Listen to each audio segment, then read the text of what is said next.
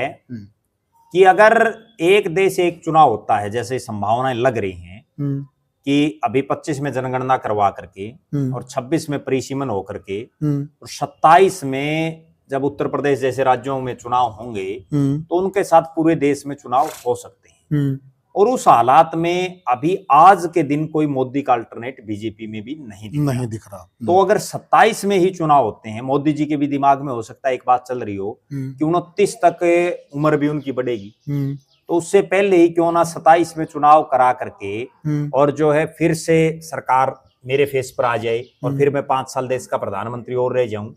वरना 29 आते आते तो हो सकता है कोई नया सिस्टम हो जाए। अब मान लो एक चीज है कि उत्तर प्रदेश में अगर योगी आदित्यनाथ जो एक बड़ा फेस बन चुके हैं, वो अगर एक बार फिर से जीत गए, तीसरी बार उत्तर प्रदेश के मुख्यमंत्री हो जाएंगे इतने बड़े स्टेट के, तो उनका दावा एक मजबूती के साथ उभरेगा। बिल्कुल इसी तरह से कुछ एक और भी नेता हैं जो अपने पांव जमा जाएंगे कहीं ना कहीं, तो उसमें फिर कहीं ना कहीं राजनीतिक रूप से मोदी को भी एक खतरा हो जाएगा और बीजेपी को एक अल्टरनेट मिल जाएगा, एक नैतिक प्रेशर भी बन जाएगा। बिल्कुल बन जाएगा, कोई दो राय नहीं है। तो इसलिए चुनाव का जहां तक मुझे लग रहा है और जिस तरह से बीजेपी तैयारियां कर रही है कि ये चुनाव 2027 में कराएंगे, तो देखो उस समय में राज में थोड़ा अंतर है।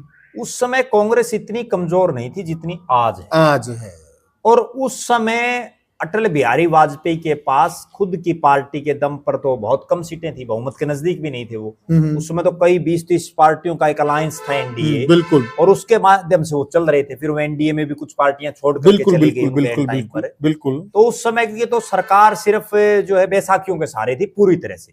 अब तो 2 ही बैसाखियां हैं, ठीक है। उस समय तो सारी टांग को कहीं खींच रहा था, कोई कहीं खींच रहा था। ये तो अटल बिहारी वाजपेयी अगर नरेंद्र मोदी जी होते ना तो वो सरकार गिर भी जाती। ठीक, अटल बिहारी वाजपेयी क्या था कि सबके साथ उन्होंने सॉफ्ट नेचर था, हार्ड कोर के नेता नहीं थे। और नरेंद्र मोदी एक हार्ड छवि के नेता माने जाते हैं। तो उसमें कहीं ना कहीं अब जो है कांग्रेस उस मजबूत हालात में नहीं है।